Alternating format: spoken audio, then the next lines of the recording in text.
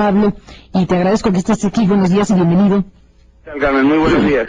Y Pablo, como lo platicamos tú y yo en algún momento, pues tú promoviste para ti un recurso judicial muy importante. A ti se te quitó tu trabajo, perdiste tu trabajo, y tú no solo fuiste ante la justicia por esa razón, sino por tu nombre periodístico. Y eso es muy relevante porque tú dijiste, a mí me están adjudicando una responsabilidad que yo no tuve, porque el señor Genaro García Luna en su momento dijo que hizo lo que hizo porque reconoció que recreó la escena a petición de los medios.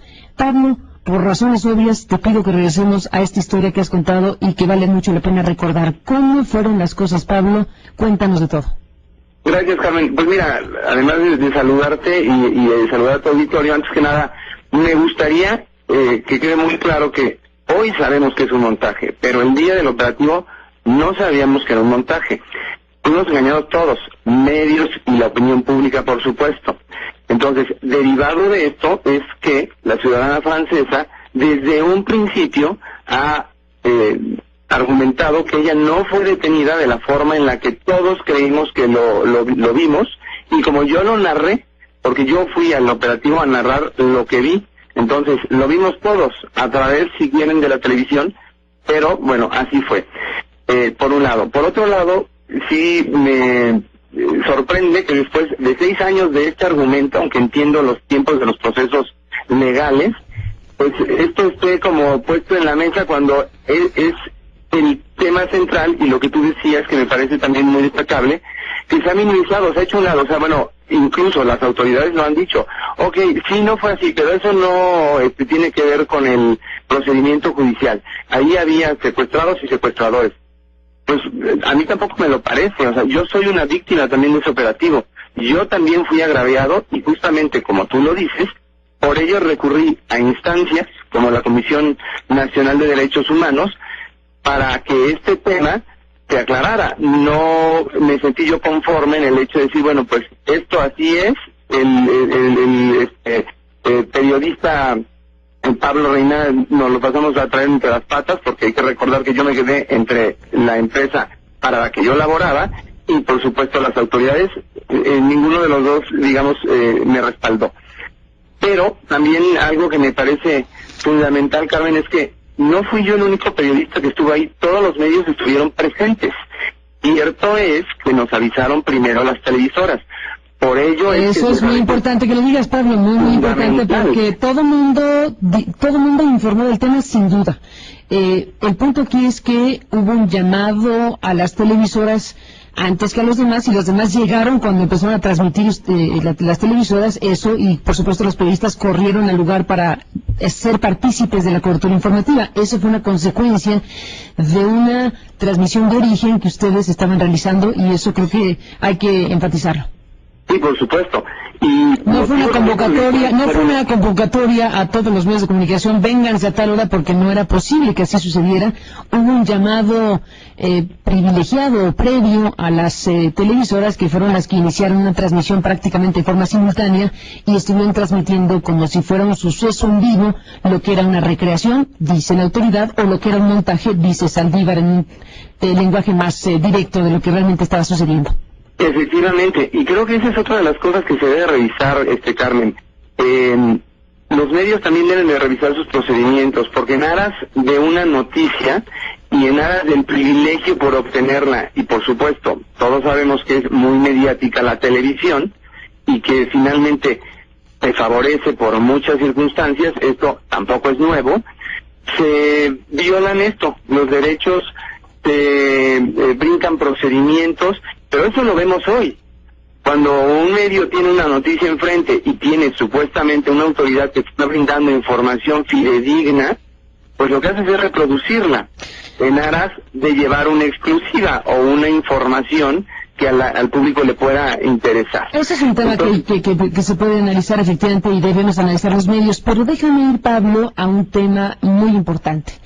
El ministro Saldívar, como digo, coloca el tema del montaje como un tema principalísimo y aquí, bueno, está colocando toda la carga de la responsabilidad a las propias autoridades que la tienen. En este caso la AFI fue quien realizó el montaje, etcétera, pero no hace ninguna alusión específica a algún tipo de posible responsabilidad de alguna televisora o las televisoras en función de saber o no saber de lo que iba a ocurrir. Nos queda clarísimo que tú fuiste un periodista a quien se le asignó una orden de trabajo y llegó a cubrir un hecho noticioso y así lo hiciste y después dices fuimos todos engañados. La pregunta es, ¿fuimos todos engañados o quién sabía y quién no sabía de que lo que se iba a transmitir era realmente un montaje hecho para lucir los afanes de la AFI rescatando a unos secuestrados? Pues mira, Carmen, yo ahí te puedo hablar por mí, porque no tengo pruebas ni evidencias que alguien más en la empresa o en algún otro lado haya conocido que esto iba a ocurrir. Les voy a hablar por mí, o sea, yo fui a cubrir una noticia como cubrí durante 10 años muchos enlaces en vivo. Era parte de mi función. Tú no estás en discusión y lo digo de una manera muy clara porque no solo es porque lo crea yo, que no importaría en este caso, sino porque hubo un recurso y un proceso de investigación en donde quedaste totalmente exonerado de cualquier tipo de responsabilidad en este caso, sobre pues haber sido partícipe de un montaje o de una patraña informativa. Eso quedó clarísimo, lo ganaste y en todo caso es parte de lo que estamos contando. Sí, así es. Entonces, la verdad es que en ese sentido, yo te voy a hablar por lo que viví yo. O sea, yo viví una noticia más. Si la ciudadana francesa no hubiera denunciado lo que denunció y que hoy todos sabemos, pues no sé qué hubiera pasado. Y yo la verdad es que me pregunto cuántos casos más de injusticia o de violación a los derechos humanos o de detenciones de manera distinta podría haber. Porque aquí también creo que hay que señalar algo. Esto ha llegado y ha tomado las dimensiones que ha tomado porque Florenska se quejó ante su país y en su país le hicieron caso. Sí. Hubo un presidente que hizo de su agenda de visita de Estado a México un tema. Yo quiero saber quién ha defendido así a alguien más, por ejemplo, en caso de la omisión o de la comisión de una culpabilidad a una persona de origen mexicano, que hubiera sido si la francesa sería mexicana. Claro. ¿Qué hubiera sido? Tristemente no estaríamos hablando de ella, muy probablemente. Y sería una víctima, porque me parece muy grave si es culpable y peor aún si es inocente lo que está ocurriendo. O sea, ese es el tema. Las autoridades deberían de estar para proteger o garantizar, por supuesto, que la información que en aquel momento nos estaban proporcionando los periodistas o la investigación que se supone hicieron, porque todo tiene una investigación pues de inteligencia atrás, ¿no? Así es como los secuestros se desarticulan. Entonces, eso es lo que a mí me llama la atención. Y me llama la atención que, tú lo decías hace un momento, los funcionarios estaban en aquel entonces al cargo del operativo, siguen dando entrevistas, presentando detenidos, han hecho actos públicos y nadie los ha cuestionado. Yo tampoco he visto ningún medio que los cuestione sobre el tema, porque el nudo está ahí. Totalmente de acuerdo, Pablo Reina, te decía antes de que entráramos al aire, te decía Olga Carranco que este viernes hemos invitado para hablar del tema a dos personas que desde su diferente perspectiva van a presentar un análisis y reflexiones en torno a este documento del ministro Saldívar y de lo que está a debate y a discusión. Están en esta mesa Miguel Carbonell, un distinguido constitucionalista y abogado. Bienvenido, Miguel, que estás aquí. Gracias, muy buenos días. Gracias, de Jurídicas. Y está aquí nuestro colega periodista Genaro Villamil, que no solamente, pero de forma muy particular, ha dedicado su trabajo y sus investigaciones al tema de los medios de comunicación. Genaro, gracias por estar aquí, bienvenido. Gracias, Carmen, buenos días. Bueno, estamos aquí con Pablo Reina, Genaro, y bueno, en tu carácter de periodista de la revista Proceso y de las colaboraciones que tienes en tu blog y tu cobertura informativa sobre los temas de medios, este ha sido un tema para ti también. ¿Qué decir del tema del montaje ahora que hablamos con Pablo? Mira, ojalá ya esté todavía Pablo en la línea. Está en la línea, Pablo, sí, está en la línea. Los saludo con gusto. Hola Pablo, un abrazo. A mí me gustaría también una reflexión, que compartieras una reflexión con la audiencia, Pablo, porque así como es, como el caso Florence Cassés no es el único, es también atípico que un periodista acuda a la Comisión Nacional de Derechos Humanos a defender su nombre y su prestigio, y acudiera al programa de agravios contra periodistas. Me gustaría que compartieras la reflexión de por qué lo hiciste, por qué llegaste a esta instancia, y en qué circunstancias. Pues mira, de entrada te lo diré que lo hice porque finalmente mi trabajo, que es una de las cosas que yo más respeto, lo sentí vulnerado y lo sentí de alguna manera, me sentí difamado. Esto fue público.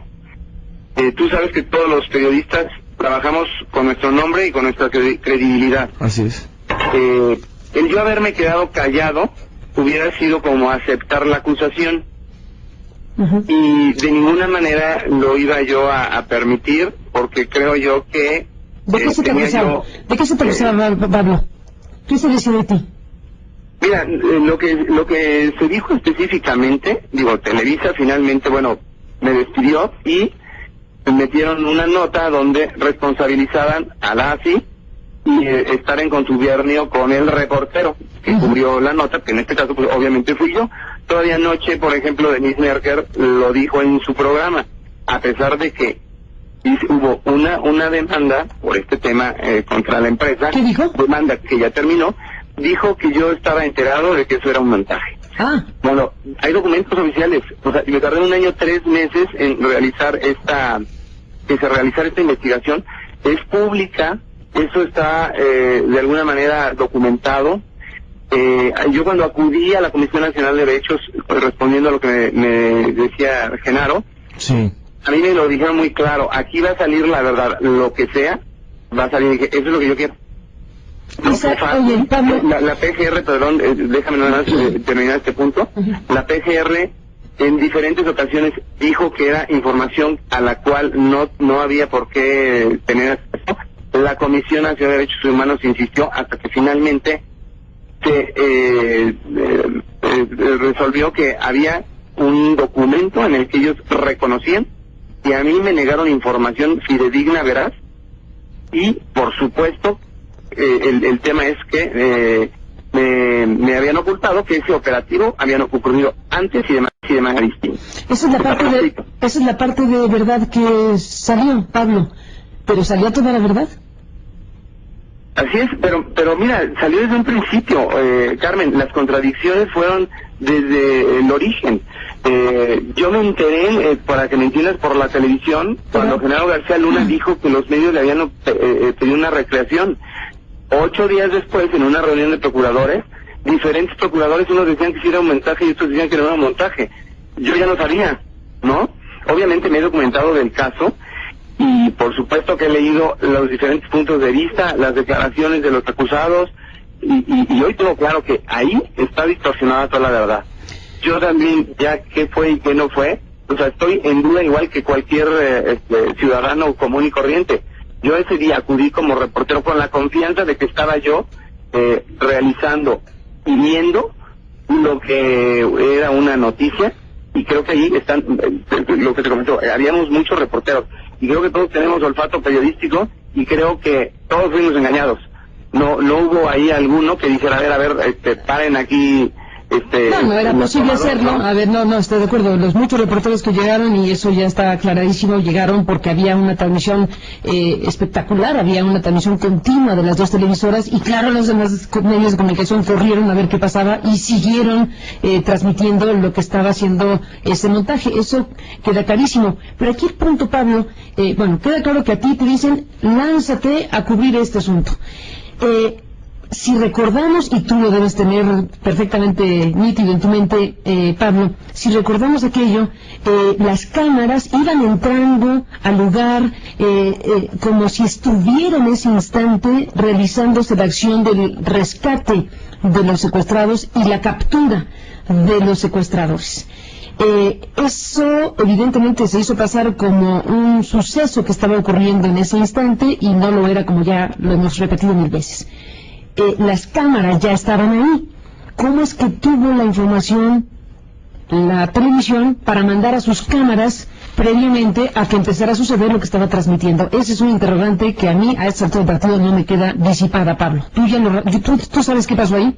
Mira, Carmen, yo te voy a decir cómo lo viví yo en ese aspecto.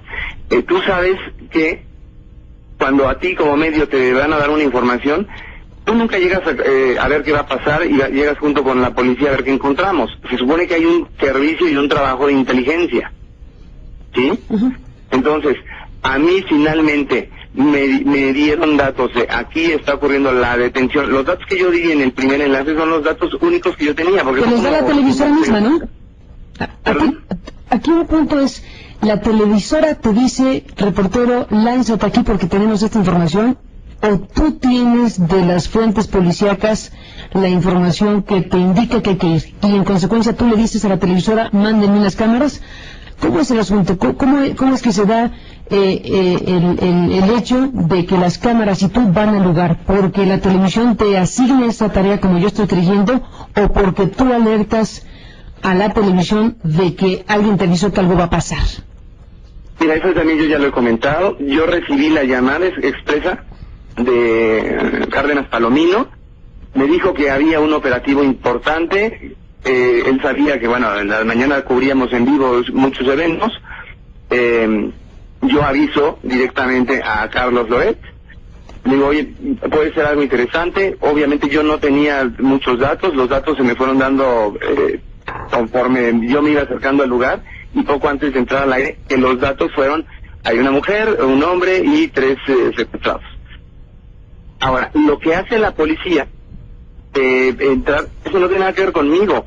O sea, yo me pongo al aire, cuando yo entro al aire, si ellos corren, caminan, o sea... Sí, me depende de ti, no, tú estás transmitiendo... Es parte de tu seguridad, yo no sé qué es exactamente lo que ellos tienen disponible como operativo, yo no sé cuáles son las funciones de alguien que está en un lugar donde hay armas, yo no lo sé, o sea, mi trabajo es informar y reportar lo que yo estoy viendo, eso es lo que hago. Yo en ningún momento puedo decirle a la policía, a ver, 2 para acá y 3 para allá, no corran, no hagan, esa parte no tiene que ver conmigo. No estoy de acuerdo. Genaro Villamil, para cerrar la charla con Pablo, ¿qué le dirías? Nada más también una pregunta, Pablo, tampoco, así como tú no puedes dirigir ni ordenarle a los presuntos delincuentes lo que puedan hacer, tú tampoco puedes movilizar una unidad móvil de cámaras y de montaje o de transmisión televisiva sin autorización de tus jefes, ¿no? Sí, efectivamente, mira, eso ya lo he dicho y todo mundo que trabajamos en medios lo sabemos. Nadie presenta sorpresas, nadie, Carmen, a ti ahorita no te habla un reportero y dicen, métanme en el aire con Carmen porque le voy a presentar algo muy bueno y tú dices, bueno, sí, venga, ¿no? No, vamos a ver de qué se trata, claro. No menos en televisión. Uh-huh. En televisión porque hay una preparación por detrás donde se hacen pruebas de audio, pruebas de video, y aunque pueden ser muy rápidas, esas pruebas se hacen. Pero lo que a mí me interesa destacar en esto es, a mí por ejemplo tampoco me gustaría en este caso culpar a la empresa para la que yo trabajé 10 años, en este caso, porque no me gustaría caer en lo que hicieron ellos, acusarme sin pruebas de algo que por supuesto no cometí, y yo tampoco podría hablar de una empresa a la que finalmente yo ese día iba representando, ni de una empresa ni de una persona en este caso, ¿no?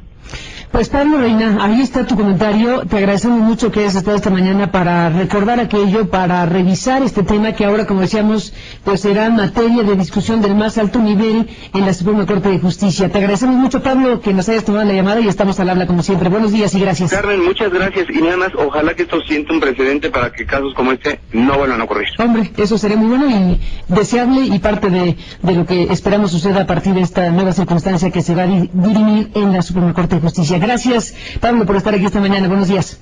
Buen día a todos. Buenos días. Hemos escuchado la narrativa de Pablo Reina sobre lo que sucedió el día del montaje de la televisión. Y bueno, ya no repito lo que acabamos de escuchar, pero tú te has dado la tarea de revisar el proyecto del ministro Arturo Saldívar como especialista, como constitucionalista, como experto en la materia, y has visto el documento de ¿cuántas cuartillas? 145. 145 cuartillas, lo has estudiado, lo conoces, y sobre eso, bueno, me gustaría que retomáramos el hilo de conversación. Bueno, el documento es enormemente acucioso, con una precisión, Carmen, de relojero. El ministro Saldívar va reconstruyendo minuto a minuto el montaje. Esta le llama así el proyecto una escenificación ajena a la realidad.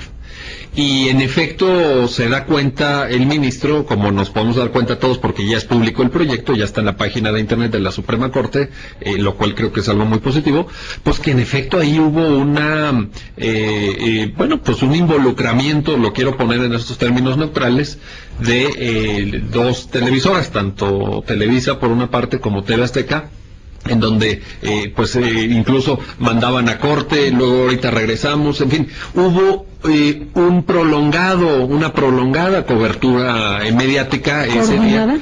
¿Con la acción misma? Sin duda alguna.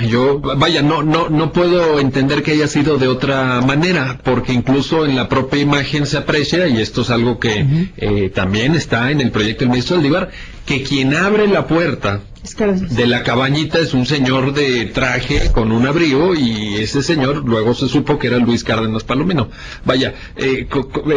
Carmen, ¿cómo no va a estar coordinado si ya estaba dentro este señor y entonces le dicen, bueno, ahora sí entren, ya estamos al aire? O sea, en fin, esta escenificación, para retomar las palabras del ministro Saldívar, ajena a la realidad, que tuvo, y cito literal el proyecto porque es muy importante, creo que en esta frase está la clave, tuvo un efecto corruptor sobre el conjunto del proceso por todas las implicaciones que esto supone en términos de presunción de inocencia, en términos de juego limpio respecto de la procesada, y el impacto que tuvo también en los testigos. Por ejemplo, 4 testigos que hay donde hacen una imputación a Florence Cassé, el cuarto, un señor de apellido Cortés, que se presenta espontánea y voluntariamente, y lo pongo entre comillas, a declarar ante el Asedo que había visto, él tenía una frutería, este señor Cortés era dueño de un expendio que vendía frutas y verduras, y que había visto merodear alrededor de su expendio a Florence Cassé, y era el expendio en donde Cristina Ríos Valladares compraba la fruta y la verdura, iba cada tercer día a surtirse, en fin, a hacer su compra, y había visto a esta persona, Florence Cassé, merodeando, y se acordó, y por eso fue espontáneamente a declarar ante el Asedo, se acordó porque vio en la tele a la secuestradora. Eso está literalmente transcrito en el proyecto, esa declaración. ¿Qué quiere decir esto? Saldívar afirma naturalmente que a partir de que tú presentas este montaje ajeno a la realidad, la gente ya se queda con la idea de que en efecto esta persona es una secuestradora, y eso ya vicia el testimonio de estas personas. Y bueno, pues hemos escuchado a Miguel Carbonell, que ha estudiado el documento del ministro Saldívar que van a discutir los ministros. Genaro Villamil, bueno, seguimos dándole vueltas a las muchas aristas que tiene esto. Déjenme agotar, si les parece, el asunto del montaje, y después sería muy bueno escuchar a Miguel respecto a las connotaciones e implicaciones que va a tener el caso en el tema de la presunción de inocencia y de los otros derechos vulnerados, en este caso, de los que habla el ministro. Pero sobre el impacto que tiene ahora volver al tema. ¿Qué significa para la sociedad mexicana que ahora volvamos a reiterar, ya nada más que con un documento de este calibre, que aquello fue una gran mentira, un gran montaje que fue difundido a millones de personas? Es importantísimo lo que está... Y casi, perdón, sí, en ese tema de la información y de lo noticioso, y casi no pasó nada después. Así es. Salvo el caso de Pablo Luna, que promovió su recurso y ya lo contó, como si no hubiera pasado casi nada. Lo más grave, Carmen, es que las televisoras comerciales en México crearon un nuevo género, que es el reality judicial. Es decir, para ganar rating, para ganar audiencias y para servir a los fines propagandísticos de un gobierno que quiere que la percepción pública sea de que se está combatiendo al crimen, a los secuestradores, etcétera, etcétera, se crea este género, que es una ficción, es una mezcla entre ficción y realidad, es una recreación, son los realities judiciales, en donde, así como en el Big Brother, pues entonces nos entramos a una casa, vemos a unas personas secuestradas y a unos presuntos secuestradores. Hay mitad de verdad en este asunto y hay mitad de ficción porque hay una recreación. Y me quedo también un poco con lo que está señalando Pablo Reina. ¿Cuántas veces y en cuántos casos no nos han recetado la misma historia? Acabamos de ver el caso del Coqueto. Acabamos de ver el año pasado el asunto de la detención de la Barbie. Y lo que ya en la percepción del televidente y del ciudadano existe es si lo que están viendo en la pantalla es realmente la consignación de la realidad, el reportaje o el oficio periodístico, o una especie de infomercial simulado como si fuera una nota periodística. Mitad verdad, mitad ficción, o ya no sabemos, y ahí es las fronteras ahí es donde radica la trascendencia de lo que está planteando Saldívar, Miguel, precisamente en esta sacudida, porque al final de cuentas es una sacudida de una práctica recurrente. Lo de Cassés fue extremo, porque fue un montaje ya a todo lo que da, a todo lujo, y fue extremo. Una ciudadana extranjera. Una ciudadana extranjera, un presidente que intervino, un asunto que llega a la Corte. Pero cuántas veces y cuántos casos que medio parecen montajes, pero no tenemos la certeza, o algunos que dan la pala y que son asimilados por la sociedad como absolutamente verdaderos. ¿Dónde están las fronteras del asunto? Y la sacudida que da Saldívar es, ya párenle, autoridades, dejen de exhibir como culpables a los que no han sido procesados, dejen de dinamitar el principio de inocencia, respeten los derechos elementales de los individuos que están en un proceso, o indiciados o inculpados, que pueden ser culpables o no. Eso lo tiene que resolver un proceso judicial. Esto de Saldívar es una sacudida al tipo de conductas que se han visto reiteradas y que las vemos todos los días en la televisión a través de spots. Se hacen incluso campañas con nombres, apellidos y apodos de gente que pueden ser unos verdaderos criminales, a lo mejor, pero que no han sido procesados.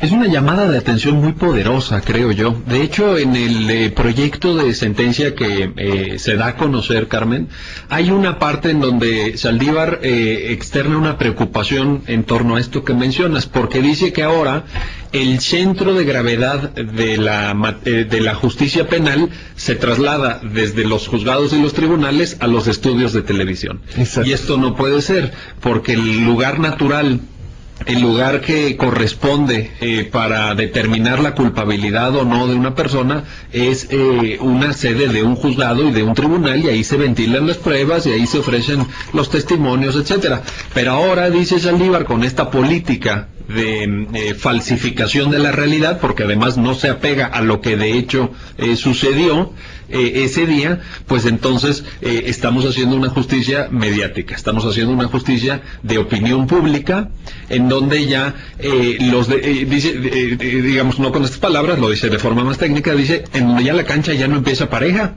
O sea, en donde ya el día 1 de tu juicio, tú ya estás sentenciado por todo el mundo, ¿no? Incluyendo a lo mejor gente que por supuesto tiene que ver directamente con el juicio, como puede ser el juez, como puede ser el Ministerio Público, como pueden ser los testigos. Y por eso es que a partir de ahí saca la consecuencia, que yo creo que es lo interesante, ¿no? ¿Cuál es la consecuencia de esto? Que es el debate que tendrá que tener la Corte. Y el ministro Saldívar dice, es que a partir de ahí tú ya no tienes un juicio justo. A partir de ahí ya la cancha para ti ya empiezas, es como si un partido de fútbol ya empezara con 3 goles en contra de los dos equipos. Y en ese sentido, creo que sí es una fuerte llamada de atención a esto que mencionas, de que ya no se puede. Así no se puede procurar e impartir justicia. Porque trastoca el proceso completo y entonces queda dañado de tal forma que en el caso, por ejemplo, de Florán Cassés, estrictamente hablando, no vamos a saber si es inocente o culpable, porque se dinamitó lo esencial, que es el proceso judicial que nos permitiera la certidumbre de que las pruebas son verídicas, de que lo que sucedió se puede corroborar y de que todos los ingredientes de un proceso judicial estuvieron en orden de circunstancia. El problema es ese, entonces se daña de tal manera el asunto que queda incluso eso. Una precisión, Carmen, nada más jurídica, porque creo que ha habido una confusión grande en el debate de estos últimos días. Si no hay una certeza más allá de toda duda razonable, esta persona es inocente. En esto quiero ser muy claro porque efectivamente muchos dicen, no, pues es que entonces ya no vamos a saber, no. Lo que sabemos es lo que la Constitución y los tratados internacionales dicen en favor de todos nosotros. Venga, la presión jurídica, ¿de acuerdo? Bueno, estoy de acuerdo. Ella está sentenciada como culpable. Si se le aplica este amparo, entonces será inocente. No puede ser. Bueno, cuando digo la duda, lo digo no en términos jurídicos, lo digo en términos de una sociedad que, con otros criterios y otros parámetros, ahora tiene esta duda no jurídica. No es la duda legal, porque eso no existe, es inocente o es culpable, estoy de acuerdo, pero hay un debate público, un debate social, y lo deseable para una sociedad es que la gente confíe en sus instituciones de justicia y que cuando se haga una sentencia, la gente quede razonablemente convencida de que es inocente o culpable. A eso me refiero cuando digo en lo general, en una discusión pública, y sé que la justicia no se hace por mayoría de votos, pero importa también la percepción de la ciudadanía. Sí, precisamente en estos términos de la percepción hay gente que dice, es que si la dejan libre, la pueden dejar libre aún siendo culpable. No, si la dejan libre sale como inocente. En términos legales. En función de lo que comenta Miguel, Carmen, yo creo que es muy importante, porque hay una línea discursiva ahorita en defensa del procedimiento, tanto de la PGR como ya de la CNDH, de que lo más importante son las víctimas y que si se libera o se le da el amparo a Florence Cassés, entonces no se está protegiendo a las víctimas del secuestro y que todo el mundo está olvidando a las víctimas y que ahora el centro de atención es la presunta secuestradora. Yo creo que también aquí hay una falacia en ese discurso, porque no se puede defender a ninguna víctima de ningún delito, y menos del secuestro, con falacias y con mentiras.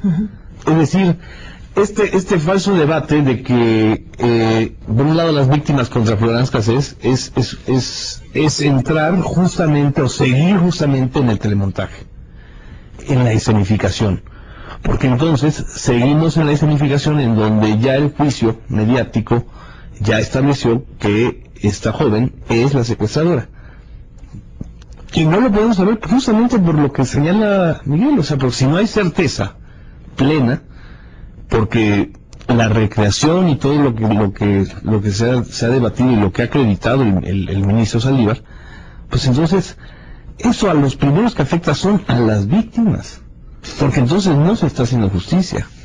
Eso es lo preocupante del debate ahora que se ha armado a nivel mediático. ¿Qué hay, Miguel, de aquello de que es mejor tener a un culpable fuera que a un inocente en la cárcel?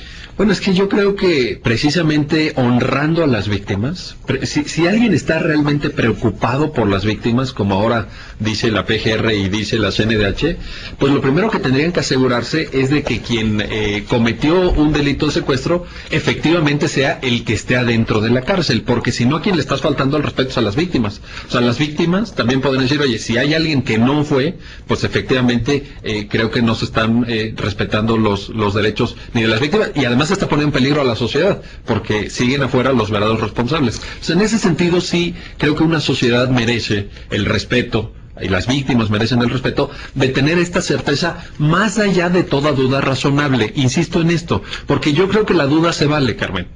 Yo creo que millones de personas se están preguntando en México ahorita, caray, ¿y si habrá sido o no habrá sido? ¿Y si los tenían allá o no los tenían allá? Es natural, es lógico y se vale.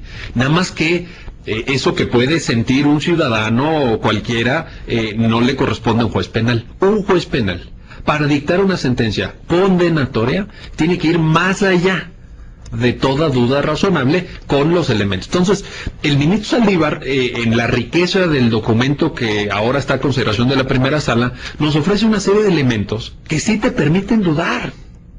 A partir del montaje y del efecto corruptor, a partir, por ejemplo, de un dato creo yo muy relevante, que es que, por ejemplo, Cristina Ríos Valladares, la señora, pues reconoce directamente a Florence Cassés a la tercera declaración. a la primera no, el niño a la segunda. Ezequiel Elizalde, que es otro de los testigos clave, dice, es que esta señora francesa vino y me inyectó, y aquí está, y señala una parte de su cuerpo, aquí está la huella de la inyección, y hay un peritaje dermatológico en el expediente que 6 meses después, ese mismo puntito rojo todavía lo tenía. O sea, que era un lunarcito ahí, o sea, entonces dice uno, caramba, ¿no? Y luego el de la frutería que aparece, y luego todos desaparecen porque ya no hay nadie ahí, o sea... Y luego todos desaparecen. No pasa un tema, porque efectivamente hubo declaraciones de los testigos en una primera fase y luego prácticamente desaparecieron. No ha sido posible, hasta donde hemos podido saber y tratar de buscarlos años atrás, contactarlos de nuevo. Y luego, Carmen, hay un tema que ha sido criticado del documento Saldívar, que yo sí quiero darle importancia, que es el tema de las formalidades que hay que observar. Por ejemplo, ¿cuánto se tardaron en llamar al consulado francés? Y entonces sale en el comunicado PGR y dice, oiga, pero ni modo que por eso se caiga un caso, etcétera. Bueno, yo quiero decir que, porque la gente a lo mejor podría pensar, es que es muy difícil cumplir con tanto requisito y los abogados se ponen muy exquisitos y todo. No, yo quiero señalar un dato muy concreto, Carmen. Hay una convención, la Convención de Viena sobre Relaciones Consulares, que exige el inmediato contacto con el consulado, con la representación diplomática, tratándose de extranjeros detenidos. ¿Qué pasó? Fíjate. Llegan ellos a las 10:30 del 9 de diciembre del año 2005 a las instalaciones del Asiedo, junto al Monumento a la Revolución en el centro de la Ciudad de México. Los empiezan la interrogan, no sé qué, obviamente se dan cuenta que es una ciudadana francesa, y entonces hasta las 3 horas, hasta las 15:05, hay una acta ministerial en el expediente de un agente del Ministerio Público que dice, yo llamé al 040, y en el 040 me dieron un número del consulado de Francia. Marqué ese número y salió una grabación que dice que el consulado de Francia atiende entre las 8:30 de la mañana y las 3 de la tarde. Y como eran las 3:05, pues nadie me atendió. Entonces, al día siguiente... Y uno puede decir, bueno, al día siguiente, pues a las 8:30, ¿verdad? No, llamaron a las 12:30, o sea, otras 4 horas, y el cónsul llegó a las 15:45 del 10 de diciembre. Habían transcurrido 35 horas. ¿Qué hace el ministro Saldívar? Fíjate qué interesante. El ministro Saldívar, y así está literalmente transcrito en el proyecto, dice, oiga, yo me metí desde internet, como lo puede hacer cualquier ciudadano, y busqué consulado de Francia. Y en la página web del consulado de Francia hay un número para emergencias y además lo transcribe en su dictamen Arturo Saldívar. Usted, en caso de emergencia, puede llamar las 24 horas del día a la representación consular francesa, y este es el número 044 si está en la Ciudad de México, 045 si está en el interior, y 0052 y tantos si está en el extranjero. Carmen, si eso lo pudo hacer, y lo puede hacer cualquier ciudadano, y lo podemos hacer en este momento, si ustedes dicen, ¿cómo no lo va a poder hacer la CIEDO, que es la Subprocuraduría especializada en investigación de delincuencia organizada? Háganme ustedes favor. O sea, un desdén, una falta de pulcritud, una falta de respeto a todas las formalidades, que yo creo que sí es prudente una llamada de atención para que se observen estas cosas. Está el tema para que lo discutan los ministros de la Corte a partir del 21 de marzo en la primera sala. ¿Puede agotarse el asunto o puede ir al pleno de la Corte, o cuáles son los escenarios, Miguel? Bueno, la competencia natural del caso corresponde a la primera sala por ser una materia penal. Es un amparo directo en revisión, ese es el tipo de juicio, y normalmente esto se agota en la sala. Efectivamente, el 21 están citados los 5 ministros de la primera sala, que tendrán que decidir esto por mayoría. Vaya, bastarían 3 votos para ordenar la liberación, dice el proyecto, absoluta e inmediata. Esto quiere decir que a lo mejor si se da esta votación de 3 ministros a favor, pues ese mismo día 21 pudiera estar dándose esta liberación en su caso, como ha sucedido en el caso actual, o en el caso de estas 2 personas indígenas en Querétaro, que también mandaron un telegrama urgente, ¿verdad? Y ese mismo día salieron. Entonces, ese es el escenario. Ahora, eventualmente se pudiera dar la coyuntura, Carmen, de que la sala solicitara elevar a consideración del Tribunal Pleno de la Corte Y ahí yo creo que ahí ya las cosas cambian de manera sustantiva, porque bueno, ya estamos ante otros escenarios. No todos son especialistas en materia penal, que no tienen por qué serlo, por supuesto, pero ya llevarlo a tribunal pleno, pues sí nos situaría ante una cuestión distinta, incluso en términos de calendario, porque el tribunal pleno pues tiene una carga de trabajo pues ya previa, ¿verdad? Y ya tiene asuntos ahí. Pero puede ocurrir. Pero sí. Puede ocurrir, y desde tu punto de vista como jurista, ¿sería deseable que ocurriera? Pues yo creo que es un amparo. Dado lo emblemático del caso, dado la atención nacional que hay en él, dado que se va a discutir un conjunto de cosas muy relevantes. Pues a mí la primera sala me da muchísima confianza y yo vería... no por un tema de desconfianza, sino por el tipo de discusión que va a venir. Obviamente, elevar las cosas al pleno le da más visibilidad, y también el hecho de que haya una manifestación clara del pleno. Por ejemplo, si fuera en el sentido del proyecto, pues sería, hablando de mensajes, pues sería un mensaje más poderoso todavía, porque entonces ya sería la Corte en pleno, ¿verdad? En ese sentido podría tener un efecto pedagógico a nivel de la sociedad muy, muy relevante, y una determinación jurídica muy fuerte, ¿no? Por supuesto. Sin duda, que también es importante, sin la menor duda.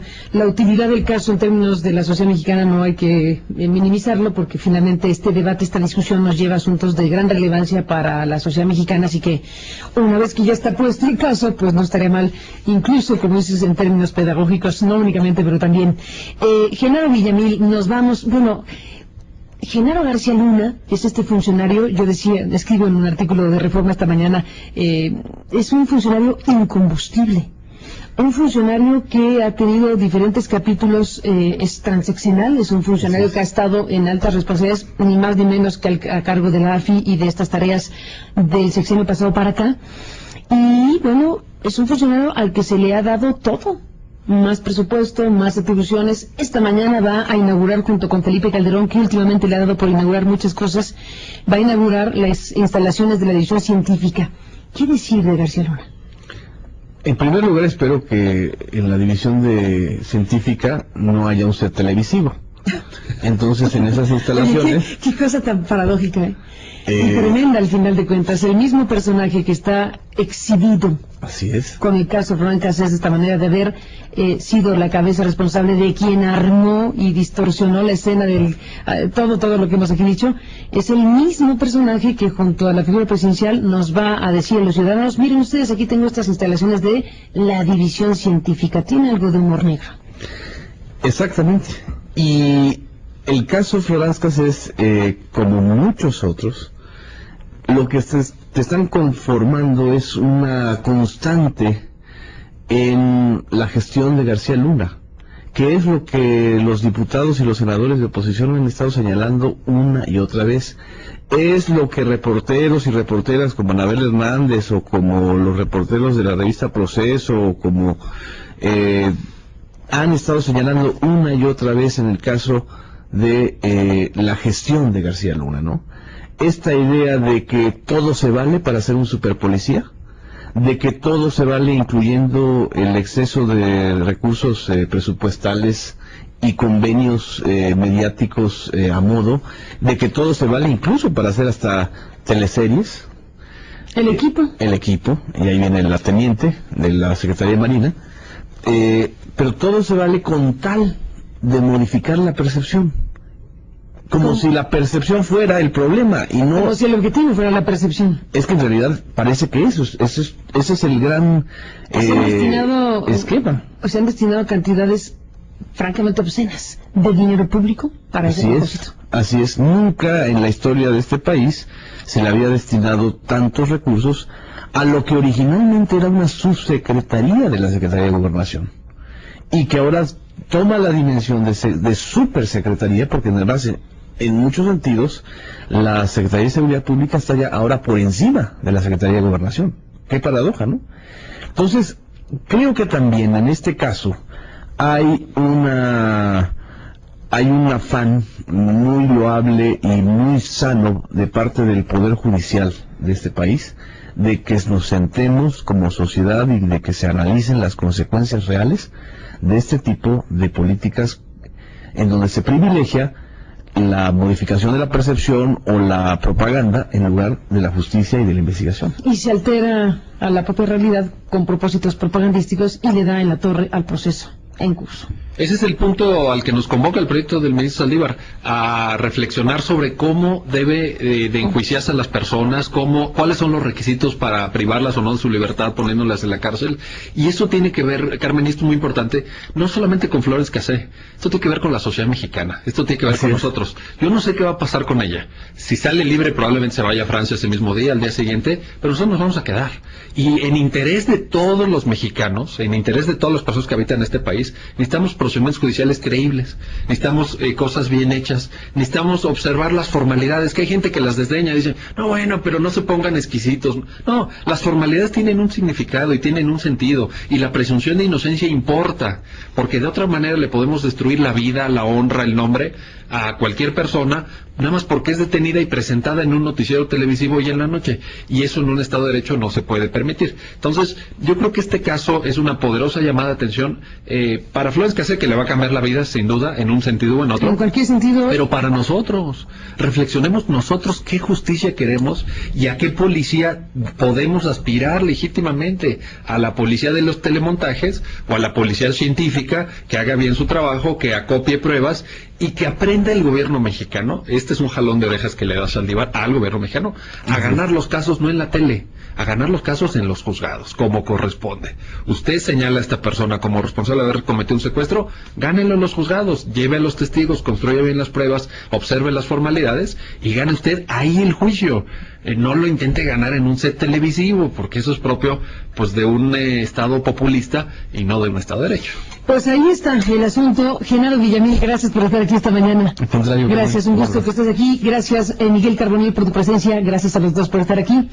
Y bueno, pues seguiremos el asunto. Dará mucho de que hablar. Va a ser intenso el debate, ¿no crees, Miguel? Viene un debate intenso. Pero votación dividida 3-2. Probablemente a favor de Florence Cassé. Y ese es mi pronóstico. A ver, ya que estamos en los pronósticos, ¿qué dices? Pues yo me acojo al especialista. Digamos, sí veo una división fuerte en la sala.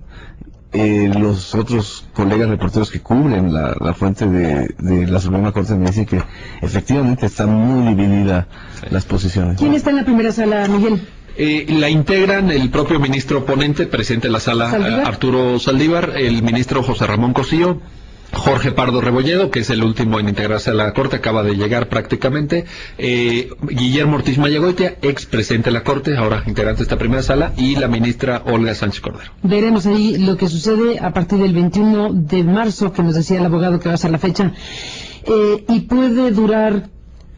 Normalmente, esto es interesante porque ya me lo han preguntado, normalmente los asuntos de sala se votan ese mismo día. No es como en pleno, porque en pleno sí tienden a dedicarle varias sesiones.